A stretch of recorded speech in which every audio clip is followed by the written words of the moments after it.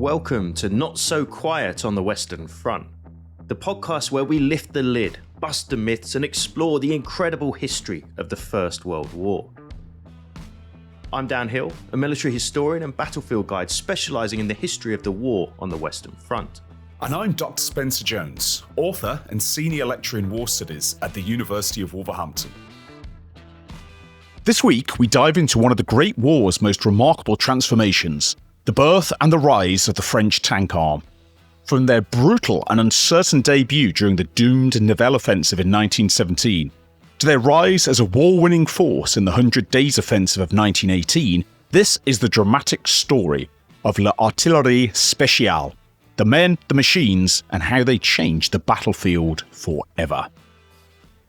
Well, hello, James. Not hello, Dan. He's on his tours yet again. So it's just you and I for this episode again, James, and couldn't do it without you as our resident French expert. But just before we went live on this show, we were actually discussing the respective weathers in our parts of the world. Obviously, I'm in Britain, you're in the United States, and we reckon that it's about the temperature in both our respective countries as it would be in the interior of a French tank. So I'm glad you found the time to join us despite the excruciating heat. Well, thank you. And, I think it is definitely looking at both of us on the screen. If anybody ever sees the recording of this, I look like we both mutually look like we're inside of a tank.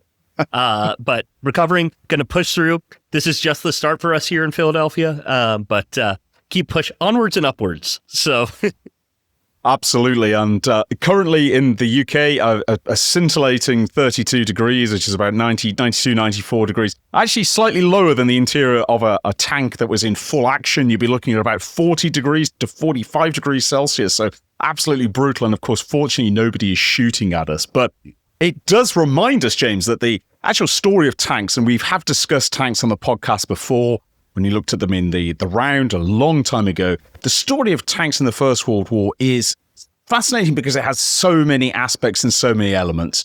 From the real speed of innovation for the design and development of the tank, its brutal learning curve as it's first put into action, and also the experience of the men and indeed the commanders of the tank corps, I think are absolutely fascinating in this. And they're especially fascinating for the French, I think, because the French experience of tanks, I don't think is that well known in the English-speaking world. And even though in Britain here we have the Tank Museum, which includes some French tanks, really remarkable models, when people think of tanks in the First World War, I think they probably are, certainly in the English world, most likely to think of those rhomboid-shaped Mark 1s right up to Mark 5s, maybe the Whippet tank if you're a real tank aficionado, maybe the French FT, which we'll get onto later, but the early French tanks, the Schneider and the Saint-Chamond, I don't think are well remembered, particularly in Britain or the English-speaking world at all. And I think that's a shame because these are fascinating vehicles. The men who fight in them go through a really brutal learning curve.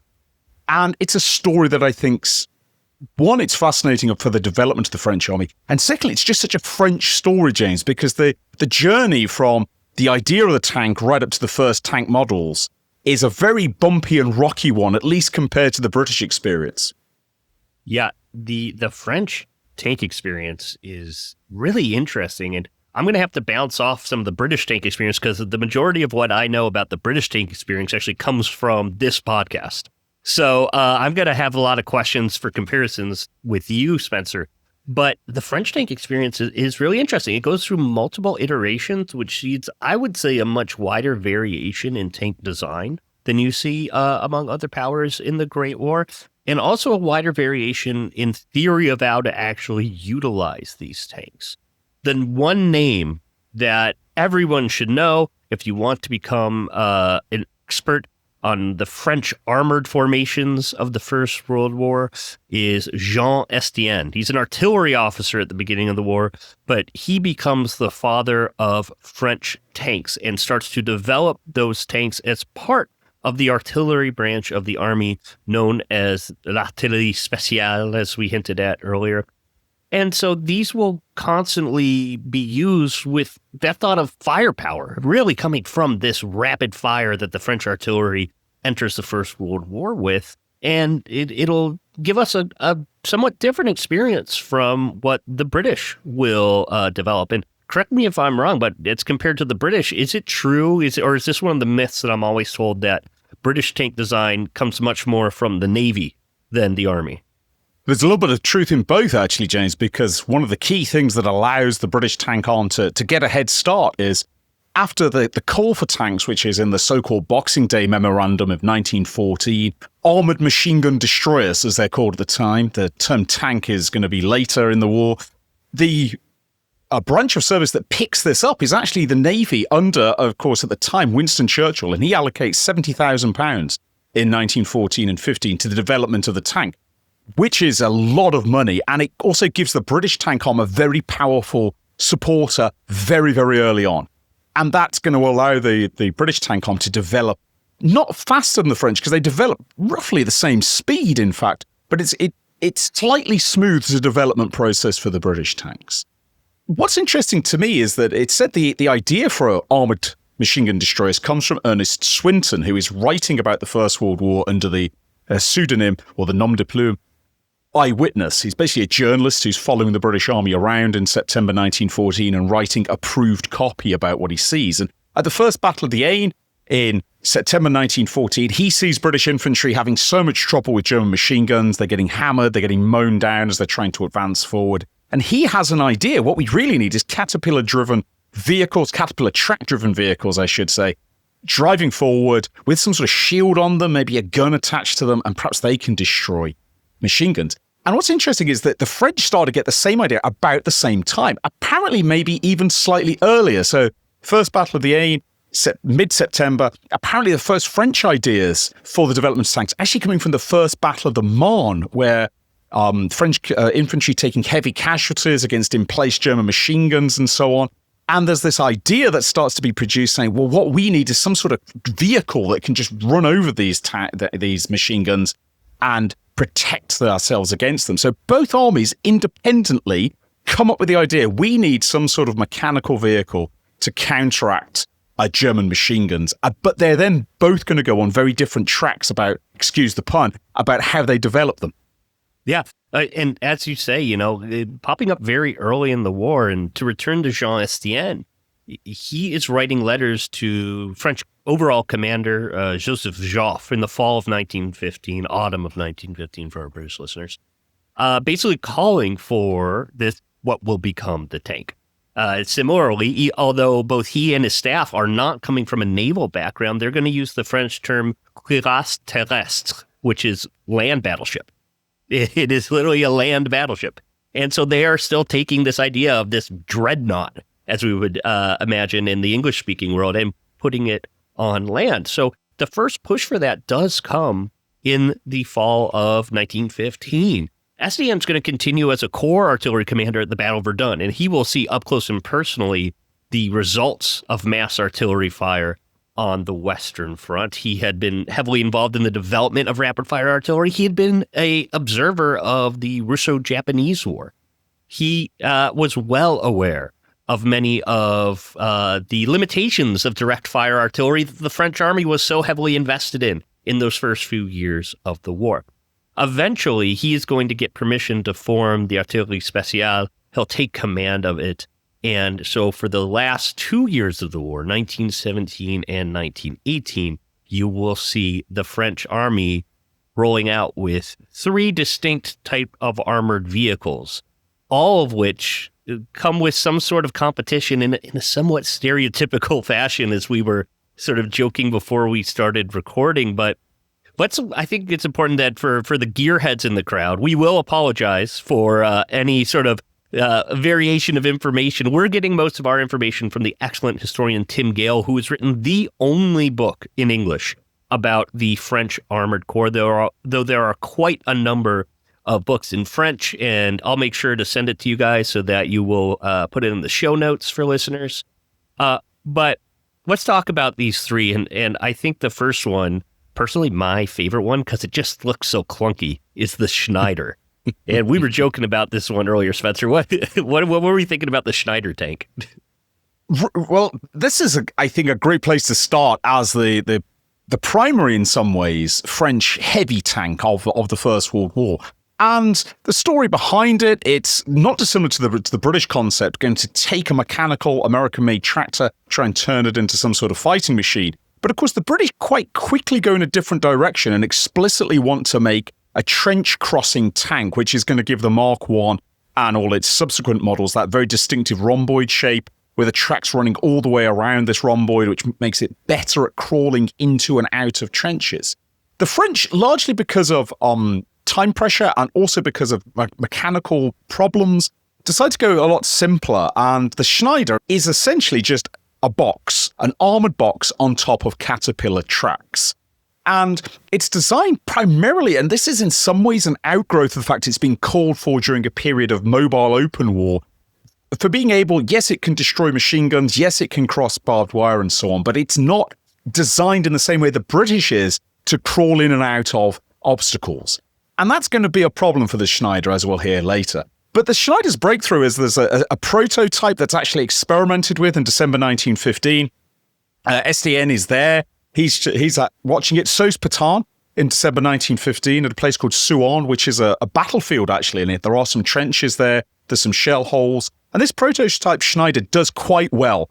It's not perfect. It's probably not as good across trenches as the Mark I, but it's good enough. It can get in and out. It can go across shell holes, and everybody's suitably impressed. And very soon after, a full call is made. We're going to form an armoured branch based on the Schneider prototype. Now, that's the end of 1915. It's going to take all of 1916 to actually produce this. There is some interaction between the British and the French about tank design, but it's limited at this stage because both sides are basically working on tanks secretly, and they don't really want to share that much. And there's also problems of language. STN doesn't speak English, and the leading tank designers in Britain don't speak French. So there's a great account actually late in 16 of the two branches of the armoured forces meeting, and they can't communicate with each other properly. So they actually hold the meeting in German, which is pretty spectacular when you think about it. The leading British tank experts, the leading French tank experts discussing the war in German. But the Schneider's an really interesting one because of it's obviously very distinct and very different, and it has some features you just don't see on British tanks, for example. So although it has this box shape, it also has this very distinctive nose. And the idea behind the nose cone was actually to crush and push through barbed wire. Not that effective at that, but what it is actually effective as is deflecting bullets. It's got, unintentionally, the French have basically developed sloped forward-facing armour. It has a 6-man crew, so it's slightly smaller than a Mark 8. It's a Mark 4, I should say, or a Mark 1, the British equivalent, which has 8 crewmen. It's very heavily armed, but its armament is peculiar because the British male version of the tank, it's got a 57mm or 6-pounder gun, 2 of them inside sponsons plus a bevy of machine guns. The Schneider has a single very heavy main weapon, which is a 75mm blockhouse gun, which is a stubby little gun. It's actually designed on French fortress guns, and it's fitted into the hull, but it's so big and it's so awkward, it's on one side of the tank, and its actual traverse is only about 20 degrees, so it doesn't have a huge arc of fire. And STN, interestingly enough, is not that bothered by that. He says, only shoot if you can't march. He wants the Schneiders to overrun people and crash through them. And if they do that, of course, they've got weight, they've got size on their side, they're about 13 tons, not particularly fast, about 5 miles an hour in test conditions. They also have machine guns as well, as all tanks do, to defend themselves from close assault and provide support. But it's quite interesting that the Schneider is designed really as this sort of shock weapon. It's going to crash through things at speed by the standards of tanks. And the idea of it providing all this a lot of fire support, despite having this very big main gun, it's significantly bigger than British or indeed German tanks later on in the war. It's not really designed to be this sort of gun platform, really. It's meant to go into action. And it's got a number of interesting features. It's actually got quite a sophisticated engine arrangement. It's driven forward by a petrol engine, which in turn generates electric engines, so quite advanced, more advanced in some respects than the British version. As I say, over road tests, it's actually quite mobile and it's quite fast and so forth. It's got certain things going for it. And in 1916, this is the tank that the French have ready. The prototype has proved itself at the end of 15. We're going to go for big production. But this is where this incredibly French story takes a very French turn, because Schneider is going to manufacture what is the CA1, which is going to be the standard heavy tank of the French army. And about the same time, there's going to be another company which is going to be offered the opportunity to start manufacturing as well. And this is where the French procurement comes in, because a new clash, in fact, at the Schneider works about how to manufacture tanks is going to produce the other great French heavy tank design, and that's the Saint-Chamond. And you like the Schneider, James? How do you feel about the Saint-Chamond? This is going to show my innate bias. I think they're all cool. I think they're all very interesting. The Schneider, just for being a clunking just piece of metal, and the first one used.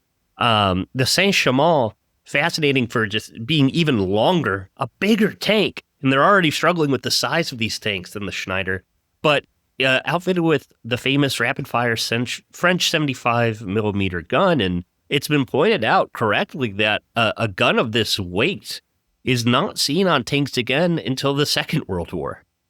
You see the weight of artillery on tanks shrink in the interwar years, but in itself having quite a few different issues, weighing 23 tons, 7.9 meters long with the width of 2.67 meters, 11 millimeter thick armor on its front, and powered by a Panhard engine with the rapid rate of 8 kilometers an hour, but also sporting 4 Hotchkiss guns in its 8-man crew. So it is a walking, firepower machine, but the size of it is going to be one of its major drawbacks. I do think they're very cool, and we were talking before the episode. I also think the camouflage pattern that the French army uses during the Great War is particularly interesting.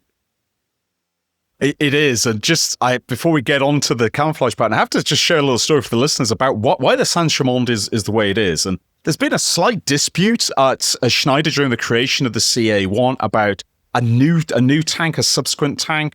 Various things happen which are very complicated and very French. There's sort of internal bickering. And what it ends up with is a company called FAMH. I'm not going to try and mangle your ears, listeners, by pronouncing what that stands for in French, but the company is based at Saint-Chamond, hence why the Saint-Chamond tank is called this. They're given an order, the manufacturing there is given an order, make 400 tanks, and what they originally going to do is just build a tank that's very much like the Schneider, but Schneider won't share their patents on how to actually make this tank.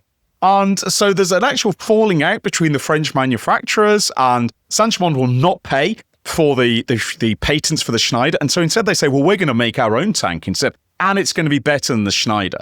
And the design of this then gets even more French. So again, perhaps producers can put in some pictures of the Saint-Chamond, this huge tank with this enormous front end with a complete French 75 millimeter field gun strapped in the front. And as you say, James, that you've got to get to the Second World War to find guns of this size and power. And one of the reasons it gets the 75 strapped in the front, apart from to really stick it to Schneider and say, well, look, we've got an even bigger gun than this, is one of their technical directors down the Saint-Chamond works is a French artillery colonel who is very unhappy that he was not properly rewarded for helping to design the 75 millimeter decades earlier. And he's bitter about it. And so he says, well, do you know what? I'm going to put 75 millimeters in this tank instead.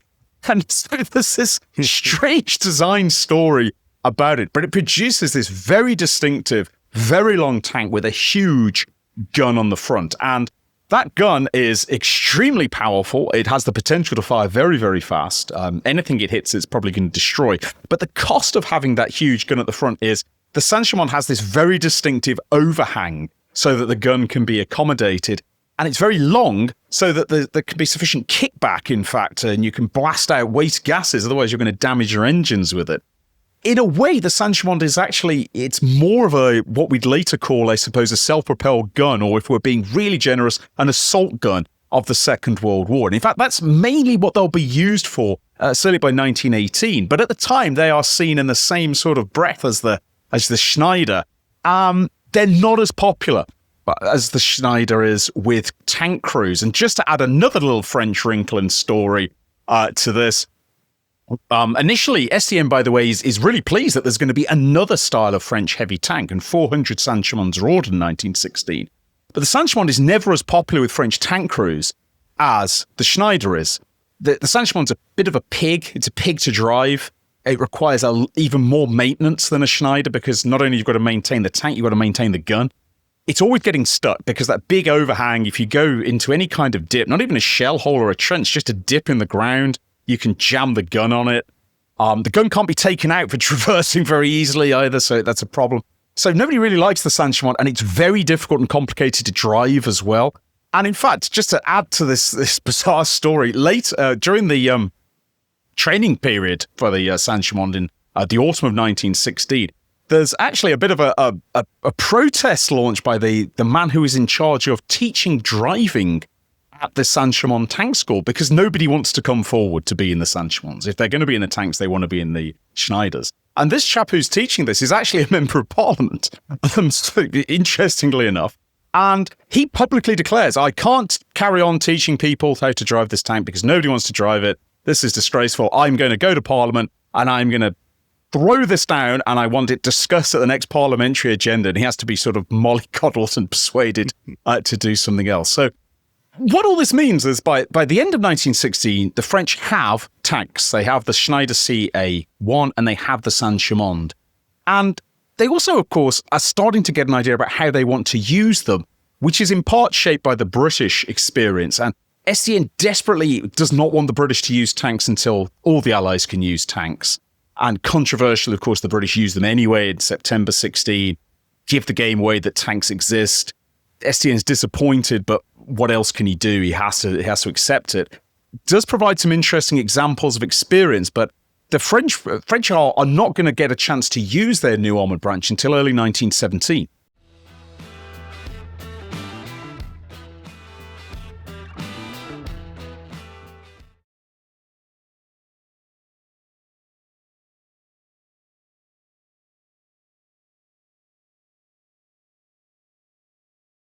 It is a drastically different experience. They have already, when the French first used their tanks, they've already seen what has happened to the British tanks, famously on the Somme at Courcelette in September of 1916. And the first French usage of tanks will come during that dark day of the opening day of the Nivelle offensive, the Chemin de Damme, something we've already talked about previously, and we actually hinted at the tank's usage during that fight as well. But this is something that the French army will undergo, and it's going to be, to this day, a key point in French military history, but also a day focused in on by the French tankers and the French tank community as well. There's a fantastic monument near Berry-au-Bac to French tankers, not only those who died at that spot during the war, but then also during subsequent operations of French tanks.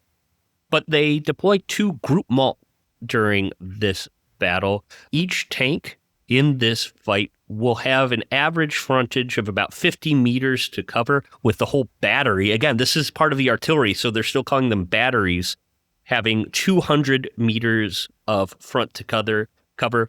Altogether, all these French tanks are supposed to cover about 2,000 meters of ground during the fight. Now, that doesn't necessarily go to plan. They're going to be part of the 5th Army. Their 2 groups are named after the commanders, Bossu and Chaubes. Those 2 will be leading their tanks towards German positions alongside infantry that are specifically designated as support for these tanks. The infantry units, in this case, it'll be a regiment for each group, 3 battalions, is going to be under the orders of the tank commander. So it shows that there's already a little bit of different thinking here as compared to the British over what the purpose of this is. The infantry is there to support the tanks, not the other way around, at least during this first operation. You also see that the mindset is somewhat different just based on who is comprising the leadership of these tank groups. Michel Goya, the preeminent French historian of not only the First World War, but quite a bit of French military history, pretty convincingly argues that although they are part of the artillery corps, there is a very deep-rooted, heroic cavalry mindset, that this is going to be a cavalry charge. And you see this just based on the casualty figures of who makes up the leadership of these assault groups on the 16th of April, 1917. 34 officers become casualties. 13 come from the cavalry, 11 from the infantry, 9 from the artillery, and 1 more from the DSA. So it's a predominantly cavalry group. A lot of these cavalry officers joining the army to lead these famous cavalry charges haven't gotten that opportunity given the realities of war on the Western Front. But this assault will be launched in that mindset, and it is going to break down horribly. Most of these tanks are going to break down or be subjected to German fire before even reaching their objectives, let alone their jumping off points. They're going to run out of fuel. It is going to be an incredibly bad experience for these units. The infantry units that are accompanying are pinned down. They avoid working with the tanks because, of course, they draw fire. But, Spencer, you actually have the numbers in front of you, the casualties and forces involved that day. I do, because this is a ghastly day for the Artillerie Spéciale. And we've talked on the podcast previously about the first day of what will become the Royal Tank Corps at Flers-Courcelette. Not a brilliant day, but a moderately successful day. The same cannot be said for the French, and you built up this really well. The casualties are going to be absolutely appalling. 132 tanks, French tanks, go into action in one way or another on the 16th of April for the Nivelle offensive. And what is a real killer for the Schneiders is they go forward in a long line, a long single file line. And partially this is that the idea is they're going to breach and they're going to fan out as they go through. So they're in a sort of, they're moving forward in a tight formation to try and maximize this, and then they're going to spread out once they attack. But they get caught on the move by German artillery. And because the Riveraine, the Germans have the heights, they have great observation, and despite that dramatic and really, really distinctive camouflage pattern the French are operating, you cannot disguise the movement of tank columns coming through. And the Germans absolutely plaster them with artillery as they're coming forward. And so 132 tanks start the battle. 76 are lost on the 16th of April. Appalling casualty rate. And of those, 57 are taken out by German artillery. So appalling rate of casualty and attrition. And to put that into some sort of context, so the French lose 76 tanks out of 132 at the opening of the Nivelle offensive. At Cambrai, much later in 1917, the British will lose a total of 179 tanks, of which 65 are knocked out by enemy action directly, although there are 43 tanks that are listed as knocked out due to other, which may include enemy action. But what this means is that if we just take knocked out literally, the French have more tanks knocked out from a much smaller pool on the 16th of April than the British have from a much larger pool back in further forward at Cambrai, which gives you some idea about how awful this is. And because these are petrol-driven tanks, and the Schneider does not have a good escape arrangement either, the casualties for tank crews are really high. These tanks are going to burn as they hit, if their upper arm is penetrated. Fuel tanks catch fire.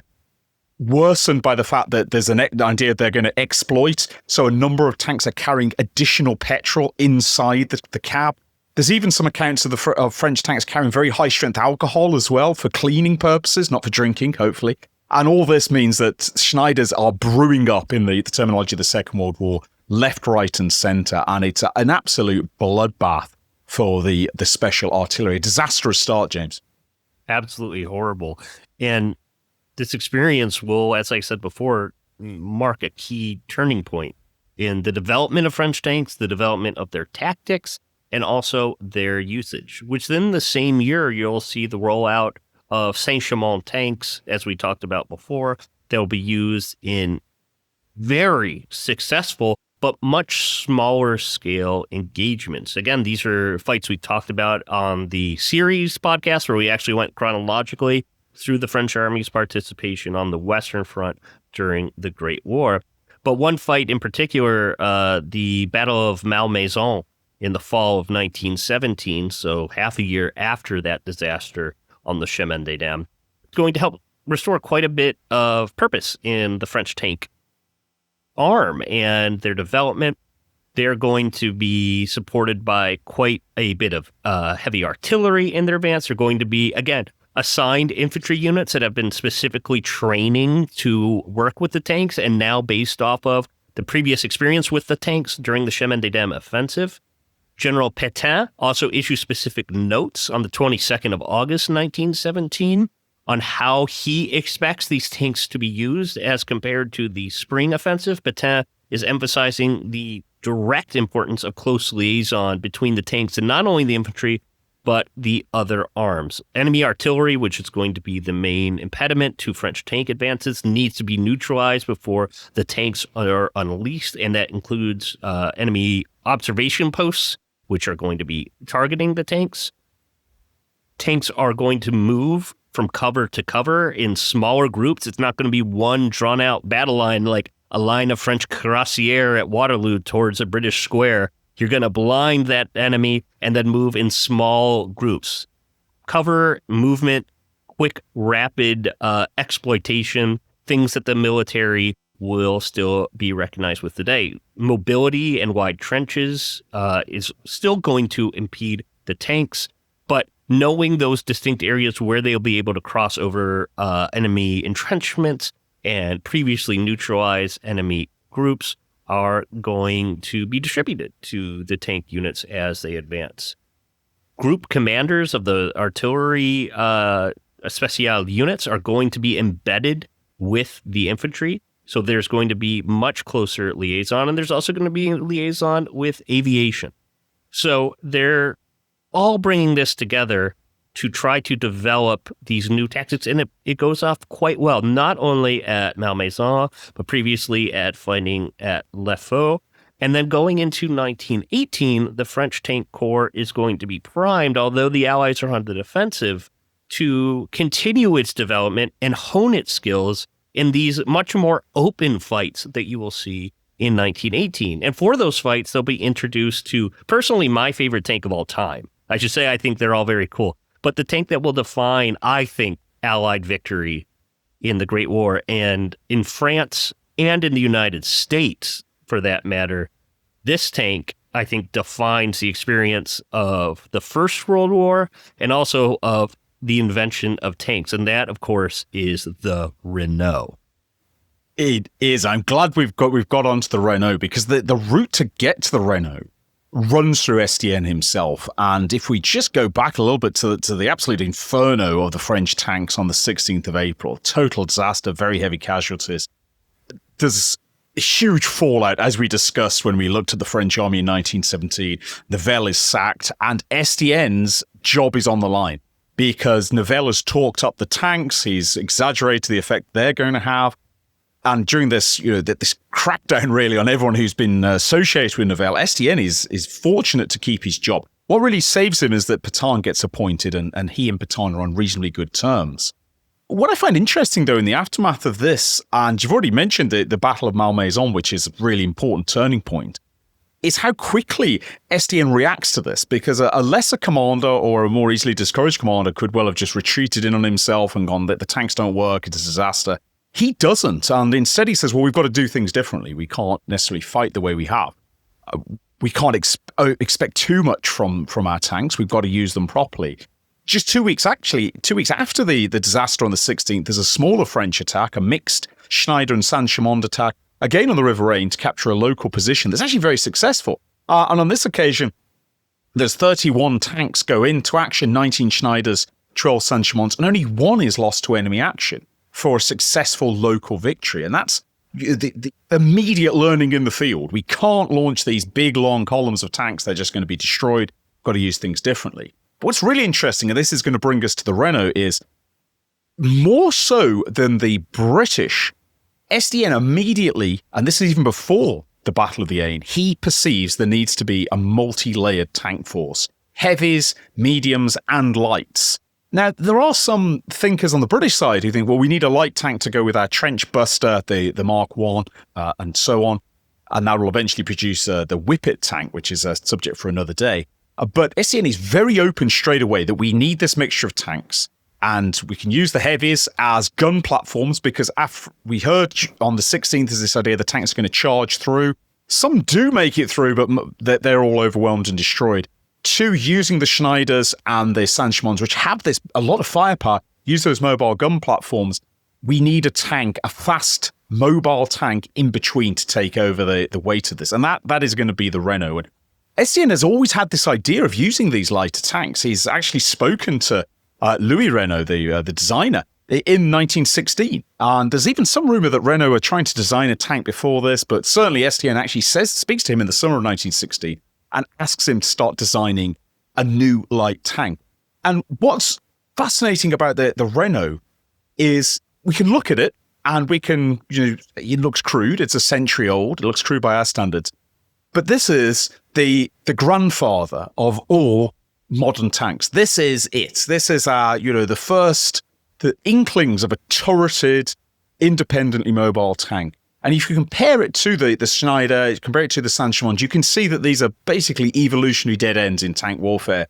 But the Renault is going to be the future. And what's interesting is this is not, unlike the Schneider, the Saint-Chamond, even the Mark 1, it's not really an experimental design in that people are just trying to throw things at the wall and see what stick. It's explicitly designed as a light tank with a very clear tactical vision, because what STN wants is these tanks to be mobile, pretty quick, reasonable range, and he uses the word swarm. He wants them to attack like a swarm of wasps or a swarm of hornets. Lots of small tanks that are individually difficult to target, moving relatively quickly. He thinks they're going to be more effective than slow-moving behemoths, as the heavy branches are using. And this combination of STN's tactical vision and Renault's design is going to produce probably, could we say, the most important tank design of the First World War? I would say so. It is the rotating turret just on its own. Name me one other tank design feature from a tank from this first generation, from the First World War tanks, that any tanker today would still recognize. I think the Renault is the basis of all modern tanks. And certainly there are lessons to be learned from all others, from the British, from even the Germans. But the Renault provides the basis for modern tanks and, frankly, modern tank doctrine. Of course, changed and altered during the Second World War and the Cold War. But the Renault, I think, is within the top 5, if not the top, new bits of technology emerging from the First World War that will define warfare for the rest of the military history until the present day. Being able to be produced on a mass scale, being able to be brought by rail anywhere onto the front, outfitted with either a heavy machine gun or a light cannon, a 1-pounder or a 37 millimeter, as it's known to the French or Americans. It is going to be an absolutely key part of any Allied offensive going into the battles of the summer and fall of 1918. It's going to go on to be a definitive tank, and it's got a number of advantages over the first generation of tanks. The first generation of tanks, by definition, have to be experimental. Nobody's made anything like this before. People are trying to improvise in the midst of war, and it takes a long time to go from prototype to actual production. And so the French will continue to operate Schneiders and Saint-Chamonds with some improvements, additional armor, slightly different fuel arrangements and layouts, and so on. The British will continue to operate the Marks up to Mark 5, which is the most advanced it's going to see action in 1918. But here we have the Renault FT, which are various explanations given for why it's called the FT. It's actually just the designation number, the next available designation number for Renault. It doesn't have any great deeper meaning than this. But here you have a tank that is design begins on it in late 16. It's going to progress through 1917, and it has a very, very explicit design brief, which is based on Estienne's experience, his observations of the British, his observations of his own tank arm as well. And it's sophisticated and it's complicated. It doesn't look sophisticated and complicated, but it is to actually make this tank. The power to weight ratio is a problem. It burns through fan belts very, very quickly to try and keep engine heat down. There's a lot of technical problems that have to be overcome to actually make this work. And actually, it means that the Renault tank, when it goes into production, is a lot slower than it's originally intended. Its test speed is only about 4 miles an hour, which makes it slower than the Saint-Chamond. Although, can't think of too many Saint-Chamonds that got up to top speed of around 5 miles an hour, unless it was in test roads. But that's the trade-off. If you want a small, mobile tank, so it's easy to maneuver, you're not going to get superb on-road performance. And what it means is that by the end of 1917, the French have fewer than 100 Renault FTs have actually been delivered because the actual design process, the technical working out is difficult, takes a long time. But notice that the change, so 84, I should say, delivered by the end of 1917, just under 2,700 are in French hands. French hands, that's not American hands, we'll come on to that in a moment. French hands by the end of 1918.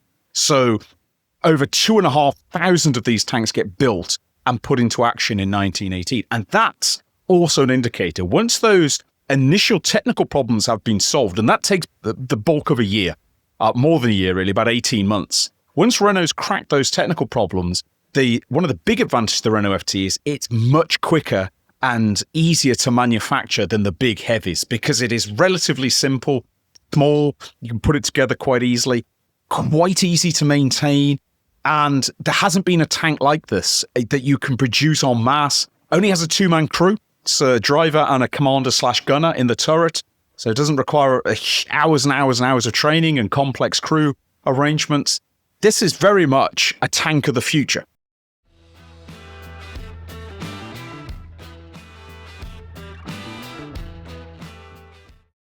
It is, as we've said, going to push the Allies into the rest of the war and towards victory.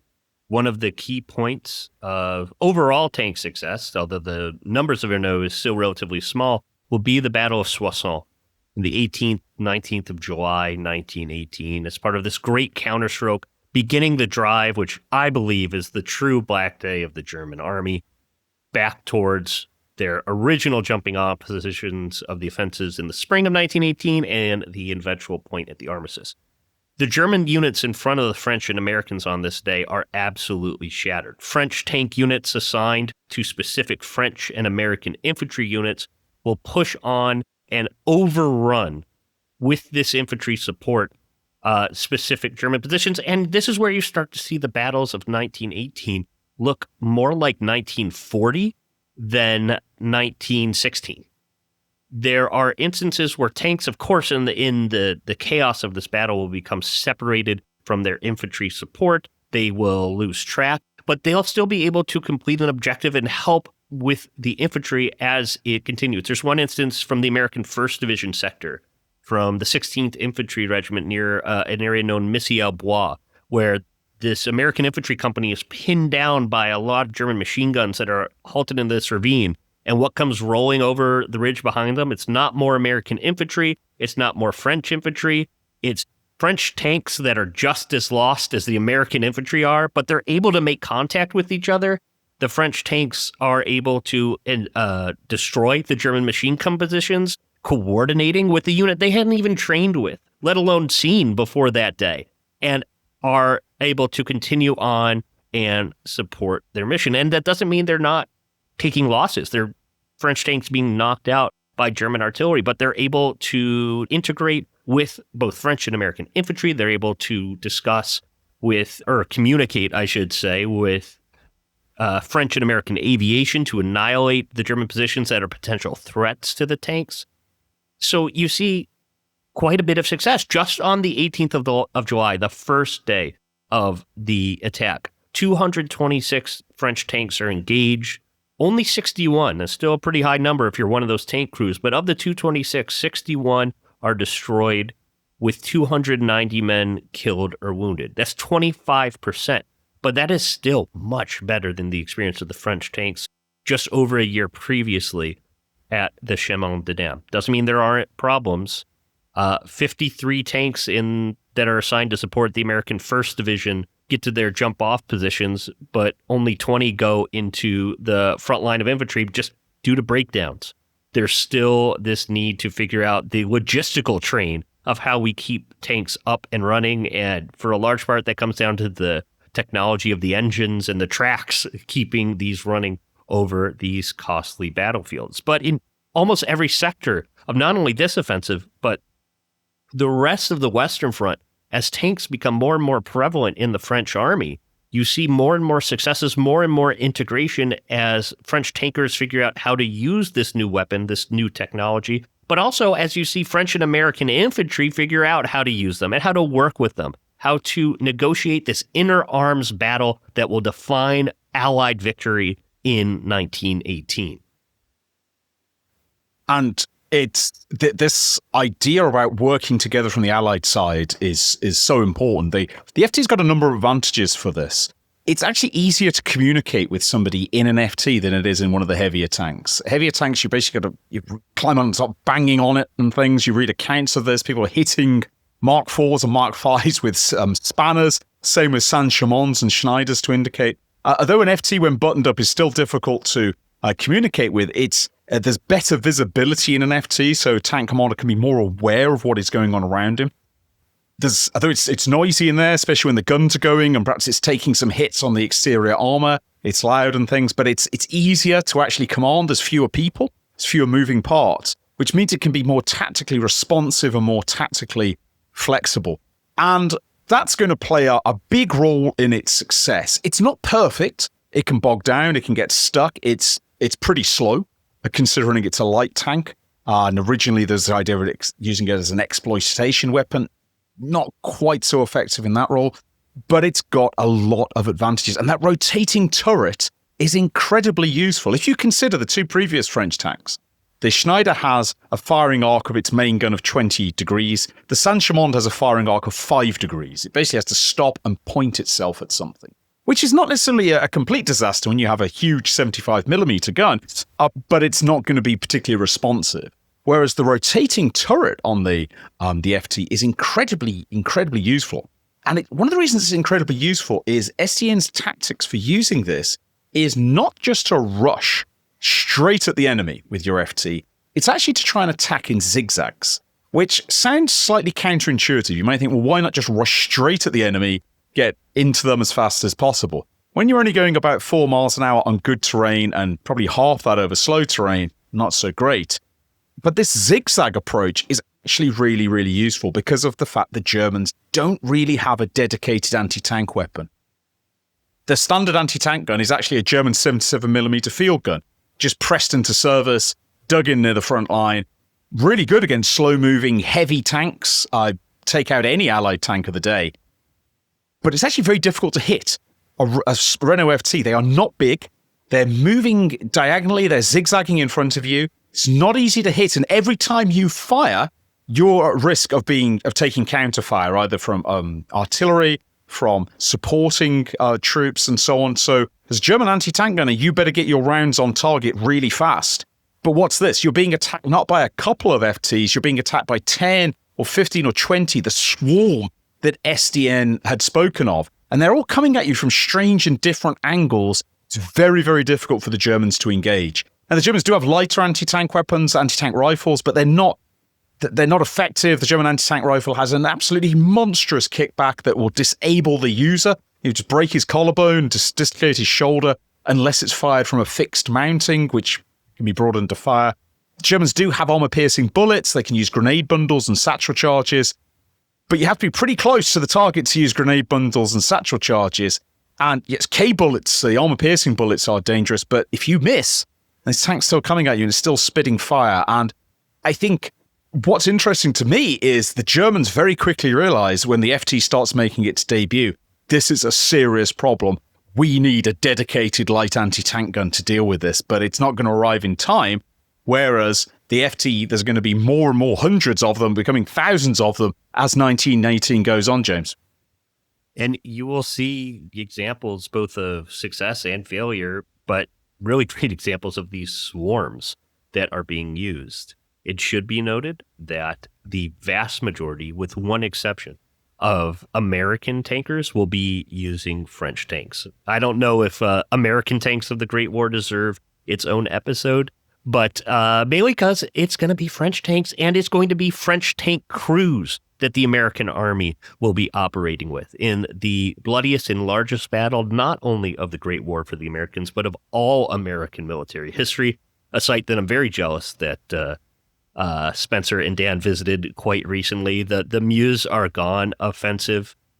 The French tanks assigned to the American Expeditionary Force for this battle would be extensive. There's, of course, one American tank battalion serving under a particularly famous American officer who later gets a movie made about him. He might do something else in the Second World War, General Patton, but that's for the sister podcast. So you'll have a group of from the 13th Battalion of heavy light tanks with 60 Renault, a group from the 14th with 58 Renault, a group from the 15th with 65 Renault, a group with 17 Saint-Chamonds, and a group with 16 Schneiders and an additional 8 Renaults. There's quite a bit of firepower spread out all over the American front, and all these individual tank units are going to be assigned to each assaulting American division. Now, unfortunately for some of these tank crews, this American infantry is incredibly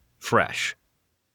So they're not going to know how to deal with working with the French tanks, let alone how to deal with fighting the Germans just yet. One example of a French tank officer comes from the assault of the 79th Division, which is pushing towards Montfaucon. And specifically in the Bois de Cuisy, which is on that way, an American officer goes up to a French tank officer who is refusing to attack the Bois, the group of woods, just because the U.S. infantry is supposed to clear it first. He knows that tanks can't operate in densely wooded terrain. The French tank officers, according to the American account, insisted that their orders had to be written before they could advance. However, they couldn't find the brigade commander who's supposed to help them. And finally, this American officer goes to the commander of the overall group and asks if he was prepared to act with or without written orders, and kind of says, prove to us that you're willing to fight. And the French tank forces go forward, but they're immediately taken by German heavy fire. American infantry that is not able to understand how tanks are supposed to work quite yet, because they haven't had this experience of training with the French tanks. They haven't had this experience of understanding what the tanks are able to do and what they need to assist the tanks with. The American infantry also believe that they are the ones who are going to make the breakthrough. They are the ones who are going to seize the positions. They are not wrong, but they haven't figured out how to use all the tools at their disposal. It is going to come as quite a shock, not only to the French tankers, but these Americans serving in French tanks as they find themselves out on a limb, under fire, without support from U.S. infantry. And that is going to slowly but surely have to change the longer the Americans are in combat during September through November of 1918. There's a lot of growing tensions between the Artillerie Spéciale and the Americans as well. Language, of course, is a difficulties, and it takes quite a bit. It takes quite a bit of individual French units being integrated with specific American units for that trust to build, something that would take, unfortunately, quite a bit of blood. But it will eventually come to a fore as you do see successful attacks by combined French and American tanks later in the Meuse-Argonne offensive. But it goes to show that it's not the technology, it's the personnel. And it is not just the personnel operating the tanks, it's the personnel around the tanks that make this new technology, in this case, armored assaults, successful or not successful. A great point, James. And just as you were explaining that, you're ruminating on the rough start, really, that the American tanks have in the First World War. Topic for another podcast. And it's true of both the American tanks operating with the AEF, and it's also true of the 301st Heavy Tank Battalion, who are operating British Mark Vs, although in American colours, up on the Somme with the British Army at the same time. And the American tankers have a lot to learn. They've got to learn how to fight their machines. They've got to go through their, the pretty brutal learning curve about what's going to work and things.